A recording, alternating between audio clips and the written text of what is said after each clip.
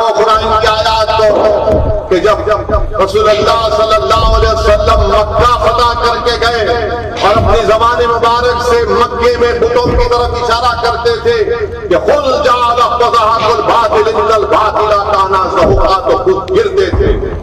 याद रखो जब रसूलुल्लाह सल्लल्लाहु अलैहि वसल्लम की आमद इस दुनिया में हुई तो खुद गिर गए, आग ठंडी हो गई।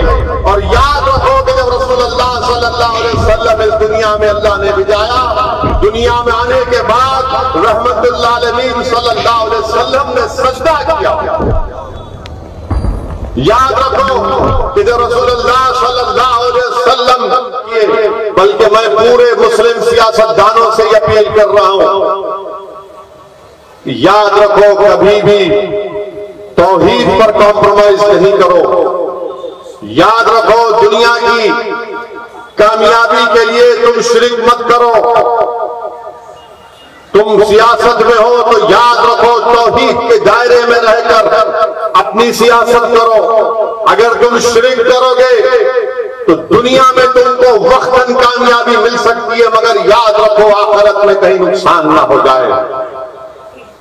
इंसान का यह मकसद नहीं है कि मैं किसी भी तरह कामयाबी हासिल कर लूं, शिरक करूं, तौहीद पर कॉम्प्रोमाइज कर लूं। नहीं मेरे अजीज दोस्तों और बुजुर्गों, दुनिया की कामयाबी के लिए हम शिरक नहीं कर सकते, हम तौहीद पर कॉम्प्रोमाइज नहीं कर सकते। और याद जब दाई हलीमा के घर में थे तो पड़ोसी देखकर परेशान होते थे कि हलीमा के पास इतनी दौलत कहां से आ गई कि चिराग रात भर जल रहा है। जब पड़ोसियों ने पूछा तो दाई हलीमा ने कहा कि नहीं नहीं, जब से ये नूर वाला आया है, हाँ मैं घर के किसी कोने में इसको लेकर जाती हूं तो अल्लाह वहां पर नूर फैला देता है, रोशनी फैला देता है। तो मेरे अजीज दोस्तों और बुजुर्गों, इस बात का आपको ख्याल रखना है, क्योंकि ये मजलिस इत्तेहादुल मुस्लिमीन का एक जलसा है। मैं आपसे अपील भी करना चाहूंगा कि इलेक्शन आ रहे हैं, मेरी आपसे दबन गुजारिश है कि आप मजलिस इत्तेहादुल मुस्लिमीन को मजबूत करें।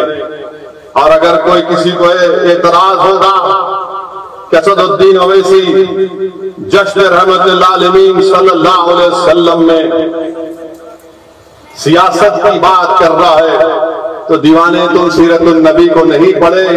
अगर तुम सीरतुन नबी को पढ़ते तो तुमको मालूम होता। किसी शायर ने अच्छा कहा कि जुदा हो दीन से सियासत तो बह जाती है changezi.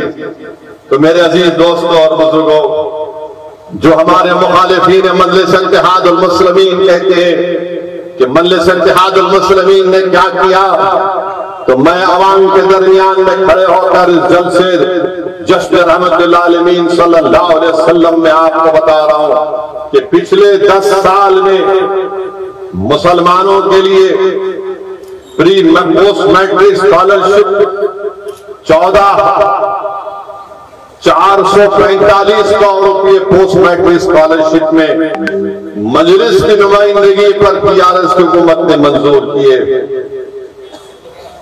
Reimbursement of tuition fees 10 साल में 1625 करोड़।